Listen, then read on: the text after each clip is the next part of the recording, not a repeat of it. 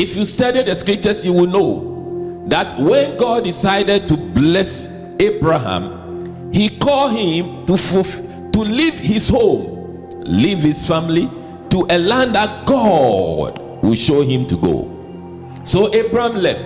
The same thing when God decided to bless Isaac, he gave him the same commandment: leave and go. Now Jacob is also leaving. He's the third generation. God is going to confirm the blessing of Abraham upon, but he has to leave home. You see, there is something about leaving home. Every one of us, no matter how your parents are blessed, no matter how your parents know God, no matter how your parents have walked with God, there will come a time that you have to walk away from home, go to another place, and develop your personal relationship with God. You need to discover God yourself. No matter what your pastor will preach to you, no matter what other people will tell you, you need a personal relationship with God. Every one of us need that personal relationship. So like his grandfather Abraham and his father Isaac received a call from God to leave their home for another land through different circumstances, Jacob's own came in these weird circumstances. So Jacob set out for Haran, much blessed, but with great anxiety and fear. So for the first time, Jacob left home. Amidst all that he received, his first encounter with the God of his fathers was in a place where probably he must be afraid. This time it was a revelation to him by God through a dream. I don't know if Jacob has ever had a dream of God before. He may have heard of God spoken to them by his father. His father has passed to them what his grandfather, his own father passed to him, Abraham passed to him. So they have heard about God with their ears, but he doesn't have a personal relationship with God. But God is going to, through strange circumstances, going to reveal himself to Jacob. Now please, as I narrate this story, find yourself in this story. Have you had a revelation, your personal revelation with God? Have you? Are you still depending upon that experience of your fathers, of your parents? How much do you know of God? You have been attending church, you have been going to church, but have you had personal encounter with God yourself? Oh, how I wish you will have personal encounter with God and you will discover God. That's my personal prayer for you. Hallelujah. Jacob had an experience in a dream, an experience Jesus himself will mention in John chapter 1 verse 51. And he said, truly I say to you, hereafter you shall see heaven open and the angels of God ascending and descending upon the Son of Man. So the ladder that Jacob saw, that the angels were ascending and descending upon, with the Lord himself standing at the top, that ladder is Jesus himself. He's the ladder that links earth to heaven. Hallelujah. If we want to go to heaven, you have to ascend that ladder, and that ladder is Jesus. Without Jesus, you cannot climb to God. So we read from Genesis 28 from verse 12. Now we're going to enter into the story. Genesis 28 from verse 12. And he, that's it, Jacob, dreamed, and behold, a ladder set up on the earth, and the top of it reached to heaven, and angels of God ascending and descending on it. Now pay the attention. He said the angels of God ascending and descending. Now if the ladder starts from the earth to heaven and angels live in heaven, ideally, the angels have to descend from heaven first before they are sent. But Jacob said, the dream I saw the ladder, and I saw it's all the way to heaven, the base on the earth, but the angels I saw, they were ascending first before descending. Now it talks about prayer. If prayer doesn't go up, nothing will come down. Hallelujah. If prayer goes to heaven, heaven will respond. Angels ascending and descending. After the dream, the anxiety of guilt and guilty conscience that night was quashed and disappeared. You could see Jacob has stolen his brother's blessing. He was running away from revenge. So you could see the things that were going through his mind. He came to this place amidst all these fears, fear of launching into your destiny.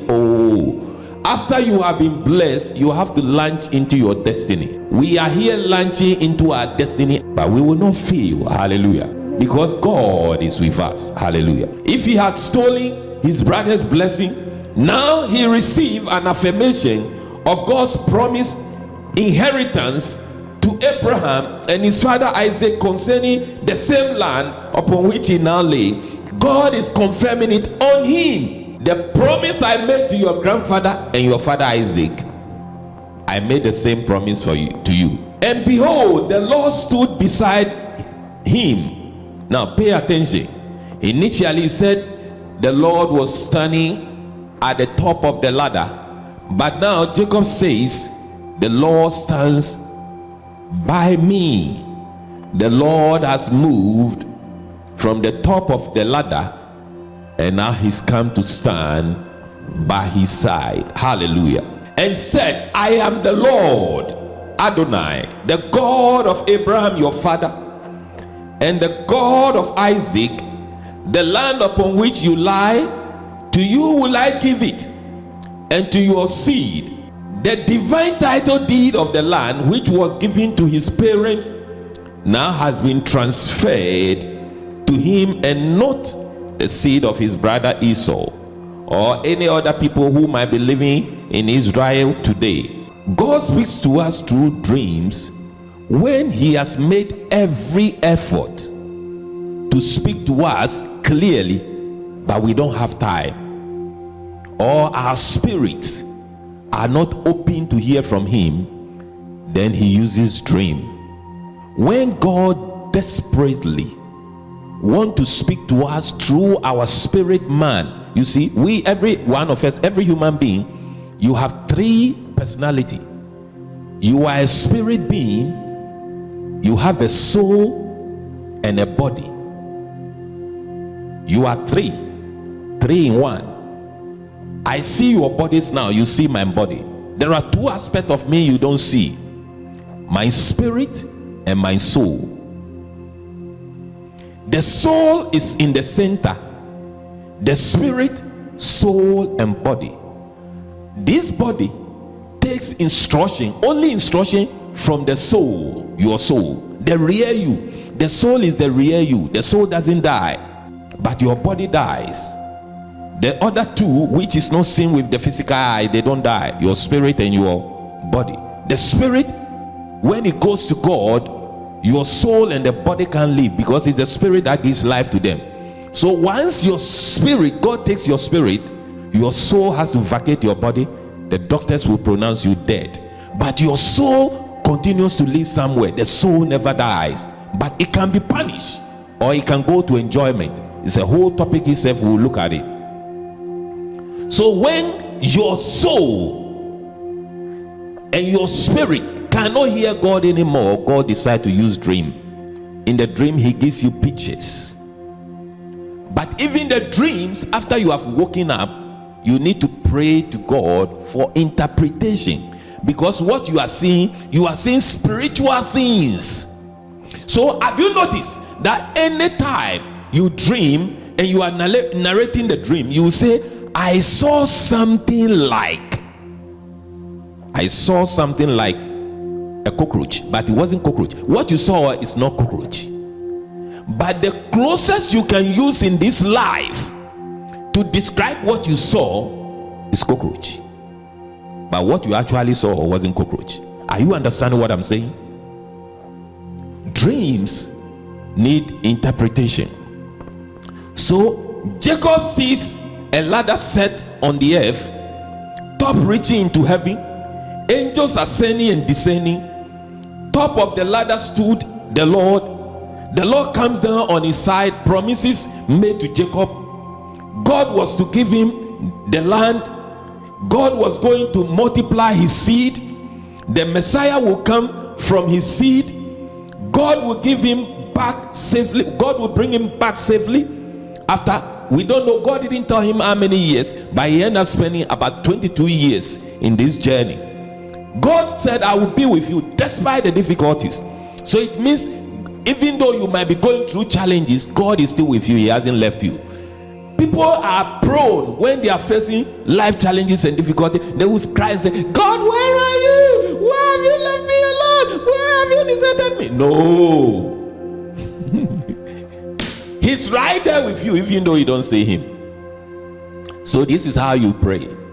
Instead of crying and complaining, say, God, even though I cannot see you with my natural eyes, I know you are here with me. Please give me the strength, give me the understanding to be able to endure what I'm going through, so that at the end you'll be glorified. Hallelujah. Give the Lord a clap offering. Now, I call this a waking conscience. Say waking conscience. After Jacob saw this, we are looking at Genesis chapter 28. When you go home, read it again. It's a very exciting encounter. Now, Jacob grew from righteous home, but he said something that blew my mind. The consciousness of God. You see, so many people are in church today who have lost the consciousness of God. And you see in their attitude and behaviors when they are in the presence of God at church, they have lost the consciousness of God. There are people who are sitting in church today, and yet there are people in the church they don't talk to. In fact, there are people who have gone to church, they are waiting for church to close so that they can pick bones with somebody in the church. There are some people who have gone to church purposely to go and attack somebody who may have borrowed something from them and they haven't paid. That's why they went to church. There are people who have gone to church today, they are going to there to look for a girlfriend or a boyfriend or a husband. People have gone to church for so many reasons than the consciousness of God. So while the praise and worship and everything is going on, they are looking at the girls. They are looking at the girls.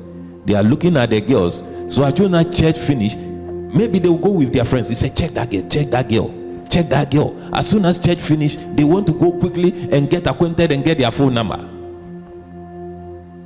The consciousness of God today is lost. Some people are waiting for the church service to finish so they can have a go at the pastor. They can have a go at somebody.